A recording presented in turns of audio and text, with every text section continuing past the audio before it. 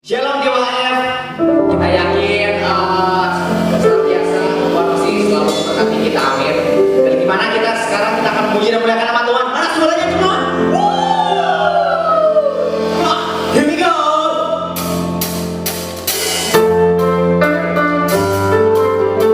Kita percaya aja Tuhan yang berkata. Yes. Happy birthday. Here we go.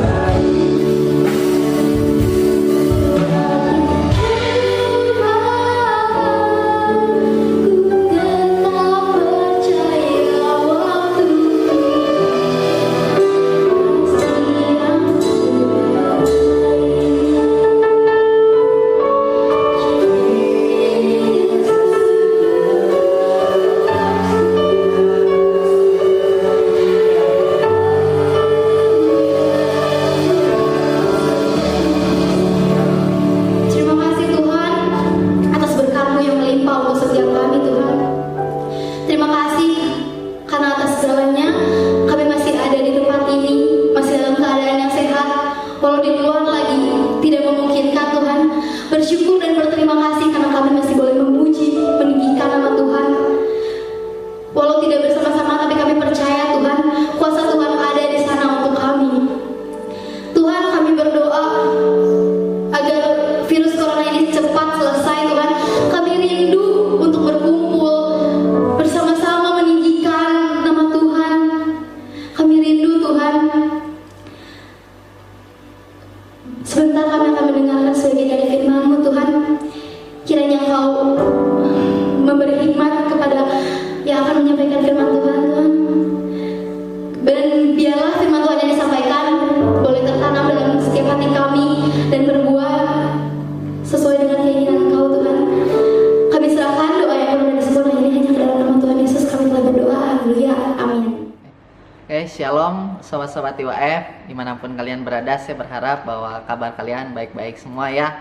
Walaupun saya dengar sedikit kabar bahwa ada yang bosen, ada yang nggak betah di rumah. Satu kata buat kalian semua, wayah nawe. Jadi artinya kita harus tetap waspada, tetap stay di rumah dan nikmati aja prosesnya.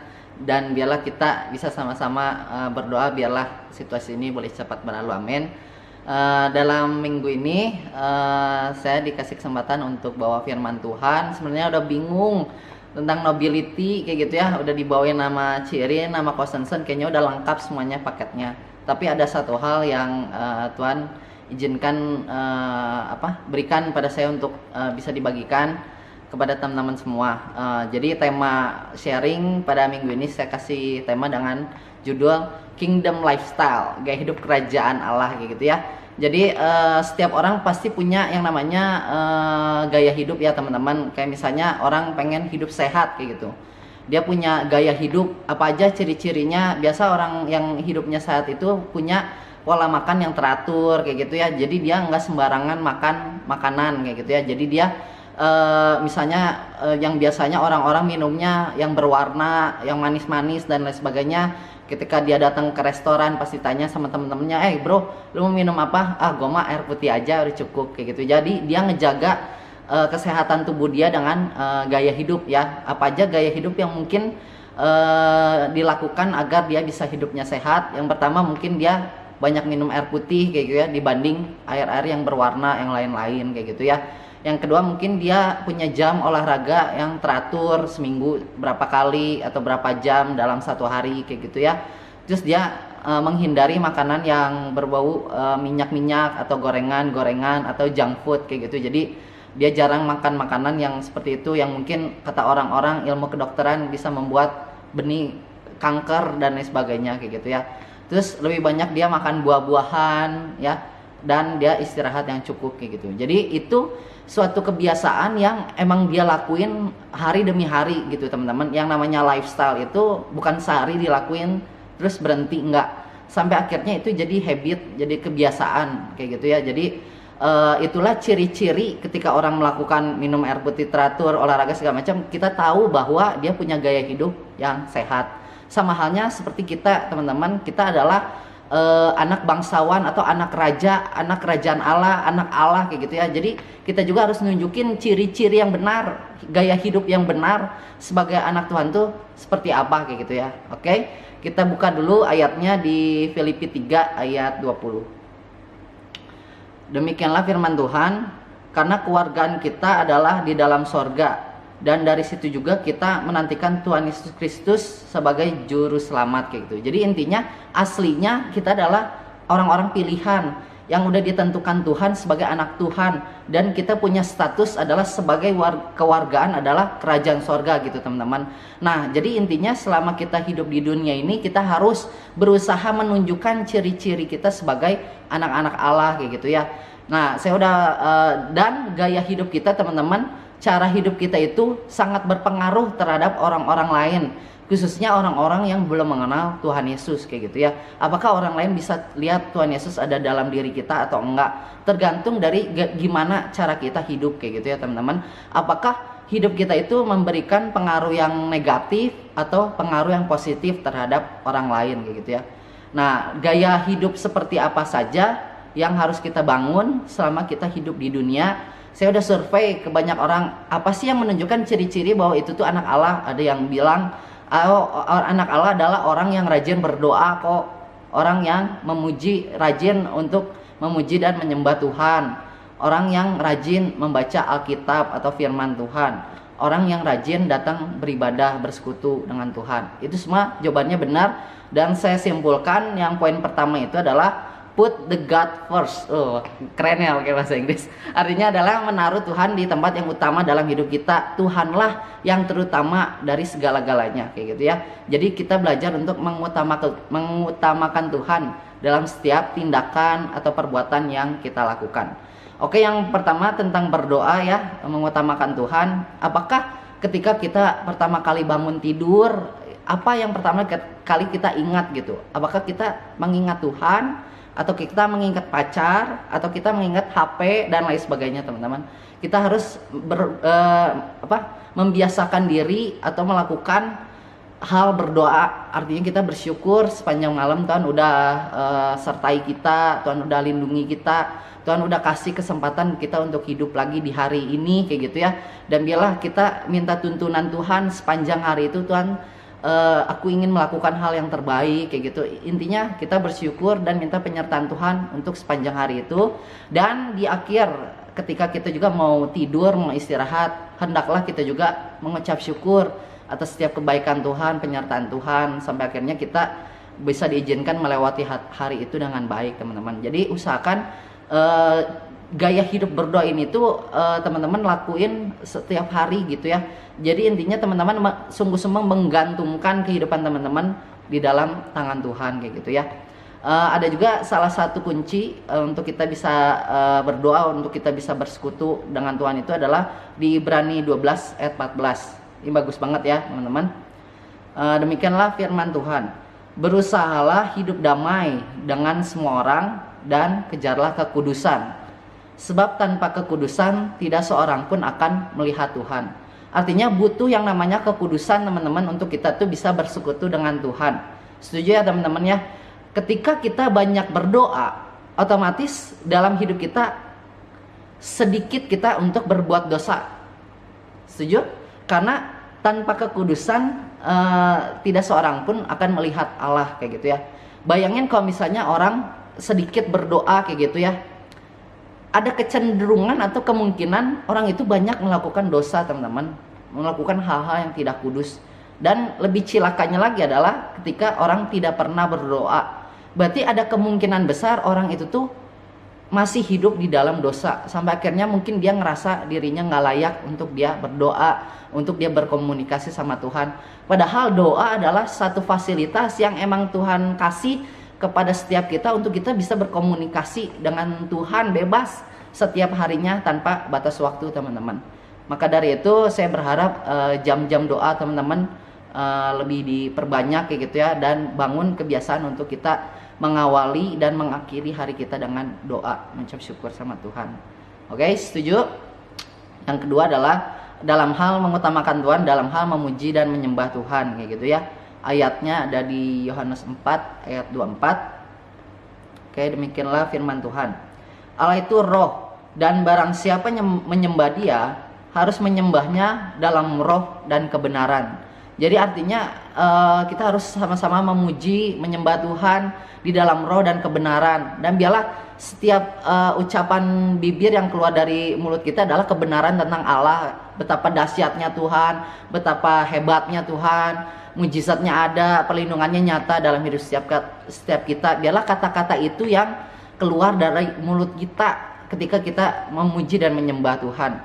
Nah, terus yang selanjutnya adalah dalam hal kita membaca firman Tuhan ya. Di Yohanes 1 ayat 1 berbicara demikian. Pada mulanya adalah firman. Firman itu bersama-sama dengan Allah, dan firman itu adalah Allah. Jadi penting banget untuk kita tuh membangun kebiasaan gaya hidup membaca firman Tuhan, teman-teman. Karena hanya lewat firman Tuhan lah, lewat Alkitab lah kita bisa mengenal Tuhan Yesus, siapa Tuhan yang kita sembah, kayak gitu. Jadi itu adalah satu-satunya cara untuk kita bisa mengenal Tuhan Yesus atau mengenal Allah, kayak gitu ya. Karena firman itu adalah Allah, teman-teman. Nah, ada sedikit cerita juga di kisahnya Paulusnya yang sungguh memberkati nih. Paulus waktu itu udah nganiaya orang Kristen dan lain sebagainya, ngebantai. Tapi di Kisah Rasul 22 ayat 8 sampai 10, pada saat pertama kali dia berjumpa dengan Tuhan Yesus, ada dua pertanyaan yang penting yang dia katakan kepada Tuhan kayak gitu ya. Di ayat 8 adalah Kisah Rasul 22 ayat 8. Jawabku, siapakah engkau Tuhan? Katanya, akulah Yesus orang Nazaret yang kau aniaya itu. Dan mereka yang menyertai aku memang melihat cahaya itu, tetapi suara dia yang berkata kepadaku tidak mereka dengar. Maka kataku, Tuhan, apakah yang harus kuperbuat? Kata Tuhan kepadaku, bangkitlah dan pergilah ke Damsyik, di sana akan diberitahukan kepadamu segala sesuatu yang ditugaskan kepadamu. Ada dua pertanyaan yang Paulus lontarkan ketika dia pertama kali berjumpa dengan Tuhan Yesus. Yang pertama adalah, siapakah engkau Tuhan? Artinya Paulus punya kerinduan ingin lebih lagi mengenal Tuhan Yesus. Nah, sehingga hal itu juga yang harus kita bangun hari demi hari lewat hidup kita. Kita harus bertanya-tanya, kita harus baca firman. Siapakah Tuhan yang kita sembah? Lebih lagi mengenal Tuhan kayak gitu dari hari ke hari. Dan pertanyaan yang kedua yang Paulus lontarkan kepada Tuhan adalah, Tuhan, apakah yang harus kuperbuat? Artinya adalah kita harus melakukan kehendak Tuhan, bukan melakukan sesuatu yang menurut kira-kira kita Tuhan bakal senang nggak ya? Bukan menurut perkiraan kita, tapi kita harus benar-benar mengetahui apa yang ingin kita lakukan yang sesuai dengan kehendak Tuhan gitu teman-teman. Jadi kebiasaan ini yang harus kita bangun dari hari ke hari untuk kita hidup sesuai dengan kehendak Tuhan. Kita bergaul erat sama Tuhan kayak gitu ya, every day ya, hari demi hari. Pertanyaan itu yang mungkin kita harus lontarkan ketika kita lagi dapat masalah. Kita harus tanya, apa yang harus kuperbuat? Ketika kita sedang lagi memilih sesuatu, tanya, Tuhan, aku harus pilih kemana, ke A, ke B. Pasti Tuhan akan memberikan jawaban, entah lewat orang-orang di sekitar kita, entah lewat media-media atau lewat apapun. Pasti Tuhan ketika kita bertanya, pasti Tuhan akan menjawab setiap kita dengan cara yang bermacam-macam kayak gitu ya. Oke, yang terakhir adalah mengenai ibadah ya teman-teman. Di Ibrani 10 ayat 25. Oke, demikianlah firman Tuhan, janganlah kita menjauhkan diri dari pertemuan-pertemuan ibadah kita, seperti dibiasakan oleh beberapa orang. Tetapi marilah kita saling menasehati dan semakin giat melakukannya menjelang hari Tuhan yang mendekat kayak gitu. Apalagi di situasi kayak gini, ibadatin gereja-gereja semua ibadah udah pada di offin kayak gitu. Apakah kita masih punya kerinduan untuk kita datang ibadah walaupun emang ibadahnya dilakukan secara online teman-teman? Apakah kerinduan untuk kita tuh mendengarkan firman, kerinduan untuk kita tuh bisa memuji dan menyembah Tuhan walaupun di rumah masing-masing? Apakah kita masih greget gak sih untuk kita bisa bersekutu bersama di situasi seperti ini kayak gitu? Jadi saya harapkan teman-teman juga punya kerinduan untuk tetap beribadah walaupun kita harus ibadahnya di rumah masing-masing kayak gitu ya. Minimal teman-teman siapin kuota, siapin segala perlengkapannya untuk teman-teman bisa tetap bersekutu bersama gitu ya, walaupun secara online. Sama halnya ketika dulu waktu misalnya ada kejadian untuk interview ya teman-teman ya, apakah ibadah itu masih dalam penting gak sih buat kita? Kayak dulu saya waktu interview ya, pertama kali dapat kerja, bayangin teman-teman, senangnya minta ampun ya. Baru lulus SMA, ijazah belum keluar, tapi Tuhan izinkan untuk saya udah bisa dapat kerja di Bogor kayak gitu waktu itu. Jadi interview jam 8 ya, ditunggu di kantor Jalan Abesin Bogor. Wah, kebayang nggak teman-teman, saya berangkat dari rumah itu jam 4 subuh, bayangin ya, naik kereta kalau nggak salah sama teman-teman yang lain. Terus kita cari alamat sampai akhirnya kita udah di lokasi itu di kisaran jam 7 teman-teman. Datang 1 jam sebelum sebelum interview dimulai. Saya prepare dulu ya, bajunya saya udah pilih yang terbaik. Terus saya pakai dasi gitu ya, keren. Ngaca di ada kaca di situ, terus saya ngaca di depan pintunya ya. udah cocok belum ya, sampai akhirnya hari interview tiba. Yang ngeselin adalah ketika saya udah diterima kerja, tiba-tiba ada OB bilang, tuh si Friadi cenah yang dulu sering ngaca pakai dasi sebelum interview. Diketawain saya. Intinya saya menganggap bahwa interview itu adalah sesuatu hal yang penting, pertemuan yang penting, sehingga saya bisa prepare dari bangun jam 4 pagi. Saya usahakan untuk saya nggak datang terlambat kayak gitu. Nah, apakah greget kita waktu kita datang ibadah, datang bersekutu dengan Tuhan, apakah sepenting ilustrasinya sepenting ketika ada pertemuan yang saya alami adalah seperti hal interview seperti itu. Ada orang yang masih bermalas-malas, ngaret, tidak mempersiapkan diri. Nah, kebiasaan itu yang harus dibangun teman-teman ya, sehingga pada saat ada jam ibadah mulai, kita harus prepare dari sebelumnya agar kita dapat ibadah sesuai dengan tepat pada waktunya dan tidak terlambat kayak gitu ya. Karena kita harus menganggap bahwa setiap ibadah itu adalah hal yang penting. Oke. Dan yang selanjutnya yang kedua adalah menjaga tutur kata kita dalam hal berbicara. Jadi yang pertama tadi menaruh Tuhan di tempat yang utama dalam hidup kita. Yang kedua adalah bertutur kata yang baik dalam kita berbicara. Kita punya tutur kata yang baik dalam berbicara gitu ya. Di Efesus 4 ayat 29 ayatnya, demikianlah firman Tuhan, janganlah ada perkataan kotor keluar dari mulutmu, tetapi pakailah perkataan yang baik untuk membangun di mana perlu, supaya mereka yang mendengarnya beroleh kasih karunia gitu ya. Harus mengeluarkan kata-kata yang membangun, bukan kata-kata kotor dan menjatuhkan. Yang kedua adalah Ibrani 13 ayat 15. Sebab itu marilah kita oleh Dia senantiasa mempersembahkan korban syukur kepada Allah, yaitu ucapan bibir yang memuliakan namanya. Jadi artinya dengan bibir kita bisa memuliakan Tuhan guys, kayak gitu ya. Jadi hati-hatilah dalam kita mempergunakan bibir kita, mulut kita kayak gitu ya. Dan apapun yang kita keluar itu berasal dari dalam kayak gitu ya. Kita nggak bisa bohongin lewat perkataan kita bisa dinilai sama orang-orang kayak gitu ya. Dan di sini ada kata-kata korban syukur, artinya korban itu sesuatu yang menyakitkan. Ketika kita diledekin orang, ketika kita difitnah sama orang, kita harus menahan diri yang mungkin menyakitkan bagi diri kita untuk kita tidak berkata-kata yang kotor atau tidak berkata-kata yang kasar. Itu proses yang harus kita lalui teman-teman, sehingga kita bisa menahan diri kita berkorban agar firman Tuhan ini, agar bibir kita tidak mengutuk, agar bibir kita tetap bisa memuliakan Allah kayak gitu ya. Saya yakin teman-teman pasti bisa melaluinya ya. Dan di Amsal 4 ayat 24 juga berkata, buanglah mulut serong daripadamu dan jauhkanlah bibir yang dolak-dalik daripadamu. Artinya yang serong, kebohongan, gosip, fitnah itu benar-benar harus dibuang dari mulut kita kayak gitu ya. Jadi dalam perkataan kita harus buang hal-hal tersebut kayak gitu ya. Itu adalah hal-hal yang tidak dikenan atau tidak berkenan oleh Allah kayak gitu ya.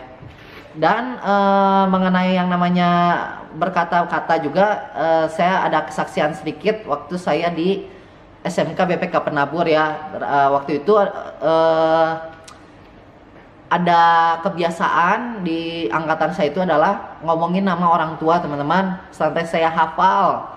Ada sekitar satu kelas lah itu udah hafal, si A orang tuanya si B orang tuanya si C dan lain sebagainya. Itu saya nakal banget ya. Sampai akhirnya waktu dulu di gereja ada program doa puasa teman-teman yang dilakukan setiap hari Jumat gitu ya.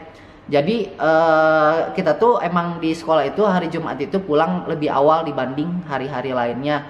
Kalau nggak salah jam 12 siang itu kita jam 11 lebih udah pulang kayak gitu ya teman-teman. Nah, dan di gereja itu mulai doa itu di kisaran jam 12-an sampai jam 2. Jadi setiap hari Jumat saya berpuasa. Dari pagi-pagi bangun tidur, saya nggak makan, nggak minum. Dan sepanjang hari berpuasa sampai akhirnya siang pulang dari sekolah langsung ke gereja. Ada doa, praise and worship, firman Tuhan, akhirnya kita baru buka puasa bersama. Nah, di sepanjang saya melakukan puasa di hari Jumat, itu tuh benar-benar kelakuan saya tuh di sekolah itu benar-benar diproses teman-teman, untuk saya nggak berkata-kata ngomongin orang tua, teman-teman saya nggak berkata kasar gitu kan, saya menjaga sikap saya. Awal-awalnya benar-benar mengurung diri teman-teman ya, nggak berkomunikasi, cembetut gitu ya, pokoknya menciri-cirikan bahwa saya tuh lagi puasa kayak gitu. Sampai akhirnya dapat lagi firman Tuhan. Dikatakan bahwa kalau kamu puasa janganlah menunjukkan, biasa aja gitu, jangan ada yang lemes kayak gitu ya, harus bersikap biasa. Akhirnya saya merubah lagi cara berpuasa saya, kelihatan baik-baik aja. Sampai akhirnya ada juga di jam-jam istirahat ya teman-teman, itu godaannya makin kenceng. Ada juga yang teman-teman yang habis jajan terus nawarin saya makanan. Aduh, waktu itu ada juga nggak sadar lagi puasa, tiba-tiba makan. Terus ketahuan si Arnold, "Pri, bukannya lu puasa?" Aduh, lupa no. Ada juga kadang si Arnold yang makan makanan. Terus saya bilang, "No, lu teh lagi puasa." Aduh, langsung dibuang sama dia. Bukannya lewat puasa itulah kehidupan saya diproses. Nah, sampai akhirnya ada satu perkataan dari Tuhan Yesus, kalau misalnya emang Priyadi bisa menjadi pribadi yang lebih baik di hari Jumat, kenapa Priyadi enggak jadi pribadi yang lebih baik di hari Senin, Selasa, Kamis, dan setiap harinya kayak gitu. Nah, dari mulai saat itulah perkataan kotor atau perkataan kasar yang keluar dari mulut saya udah mulai berkurang. Sampai hari ini saya pun masih terus belajar teman-teman. Tapi puji Tuhannya sejauh ini sih untuk kata-kata binatang, kata-kata yang kasar itu sudah tidak pernah keluar lagi gitu dari ucapan saya gitu ya. Walaupun ada beberapa kata-kata yang masih sempat keluar di situasi-situasi tertentu. Oke, jadi intinya Roh Kudus yang akan memampukan setiap kita, asalkan kita punya niat untuk kita taat sama firman Tuhan. Yang ketiga adalah gaya hidup memberi ya, menjadi terang dan garam di tengah-tengah dunia. Itu adalah gaya hidup yang harus kita bangun, diberkati untuk kita bisa memberkati orang lain gitu ya. Ayatnya ada di 1 Yohanes 3 ayat 18. Anak-anakku, marilah kita mengasihi bukan dengan perkataan atau dengan lidah, tetapi dengan perbuatan dan dalam kebenaran. Intinya harus ada action dari kita, bukan hanya cuman ngomong doang, aku mengasihi Tuhan, tapi kita nggak pernah berdoa, kita nggak pernah melayani Tuhan, kita nggak pernah ngasih apa-apa sama Tuhan. Itu namanya omong kosong teman-teman ya. Intinya dalam hal kita mengasihi itu harus ada yang namanya pengorbanan, harus ada yang namanya pemberian, harus ada yang namanya action ya. Iman tanpa perbuatan pada hakikatnya adalah mati, seperti yang minggu lalu Kosensen udah katakan kayak gitu ya. Nah, dari gaya hidup kita memberilah orang-orang tahu kasih Tuhan ada dalam hidup kita. Bahkan ada quotes lagi yang luar biasa yang kemarin Koluki kasih waktu Jumat Agung ya. Kita dapat memberi tanpa kita mengasihi, tapi kita nggak bisa mengasihi tanpa kita memberi. Saya ulangi lagi satu kali lagi. Kita dapat memberi tanpa kita mengasihi, tapi kita nggak bisa mengasihi tanpa kita memberi teman-teman ya. Jadi ilustrasinya mungkin ketika saya makan pecel lele terus tiba-tiba ada pengamen, aduh berisik, ya udahlah saya kasih uang tanpa mengasihi pengamen itu, biar pengamen itu cepat-cepat pergi, biar saya bisa makan dengan santai gitu. Tapi saya nggak bisa mengasihi, contohnya saya bisa mengasihi Tuhan tanpa saya memberi, nggak bisa teman-teman. Ketika saya berkomitmen untuk saya mengasihi Tuhan, saya akan kasih segalanya, waktu, tenaga, dan lain sebagainya. Yang saya ingat adalah waktu dulu, waktu masih pelayanan ya di TIWAF, itu tuh ibadah pagi itu adalah setiap pelayanan itu latihan hari Sabtu teman-teman, bayangin ya. Waktu itu orang bubar ibadah TIWAF pada malam mingguan teman-teman ya. Orang lain malam mingguan, saya latihan untuk ibadah pagi, itu pengorbanan yang luar biasa. Waktu juga punya pacar kayak gitu ya. Awal-awal mah ngedampingin gitu, tapi akhir-akhir mah ikutan malam mingguan teman-teman. Mengutamakan malam mingguan, happy dibanding harus di gereja. Sampai saya bilang, ya Tuhan, saya nggak pernah ngalamin, maksudnya nikmatin yang namanya malam mingguan. Pengorbanan saya adalah ketika saya harus kasih waktu untuk yang asalnya saya bisa memilih untuk saya boleh main dan lain sebagainya, tapi enggak, saya udah berkomitmen untuk stay tetap melayani Tuhan. Jadi itu salah satu pengorbanan yang saya lakukan ketika saya di masa dulu masa SMA ya, kayak gitu teman-teman. Nah terus yang terakhir adalah fokus kita adalah harus pada yang namanya kekekalan, bukan kepada hal yang sementara. Karena kita tahu bahwa kehidupan kita di dunia ini adalah kehidupan yang sementara, dan suatu saat kita akan kembali ke kerajaan sorga dan hidup dalam kekekalan, teman-teman ya. Nah itu apa saja yang akan kita bawa ke surga nanti? Ada 3 yang harus kita bawa, adalah yang namanya buah atau perbuatan baik kita sama di dunia, jiwa-jiwa yang udah kita menangkan. Yang ketiga kekudusan, karena tanpa kekudusan kita tidak mungkin melihat Allah, kayak gitu ya. Jadi tetap kita harus menjaga hidup kita tetap kudus sama kita ada di dunia ini. Yang selanjutnya adalah iman ya teman-teman, biar kita boleh terus mempertahankan iman percaya kita sampai kita dipanggil pulang ke rumah Bapa di surga. Kita baca lagi satu ayat di Matius 7 ayat 17 dan 20. Matius 7 ayat 17 dan 20. Demikianlah setiap pohon yang baik menghasilkan buah yang baik, sedang pohon yang tidak baik menghasilkan buah yang tidak baik. Jadi dari buahnya lah kamu akan mengenal mereka. Artinya adalah kita jangan bangga punya pohon. Tuhan Yesus adalah pohon ya, pokok anggur, dan kita adalah carang-carangnya teman-teman. Jangan hanya sekedar bangga terhadap pohonnya, karena dari buahnya lah Tuhan Yesus dikenal. Siapakah buahnya? Buahnya adalah kita-kita gitu. Jadi kita harus punya ambil bagian untuk kita hidup berbuah dan buah kita manis, sehingga orang-orang bisa merasakannya dalam hidup kita dan bisa mengenal pohon itu, Tuhan Yesus itu, sumber Allah kita itu adalah Allah yang baik, kayak gitu ya teman-teman. Jadi intinya kita harus sama-sama mengambil tanggung jawab, bukan hanya hamba Tuhan, bukan hanya pelayan-pelayan Tuhan yang ngambil bagian untuk hidup benar dan lain sebagainya, tapi kita semua orang sebagai orang percaya, kita wajib menjaga hidup kita, wajib untuk kita tuh hidup berbuah, sehingga orang-orang bisa lihat Tuhan Yesus dalam hidup kita teman-teman ya.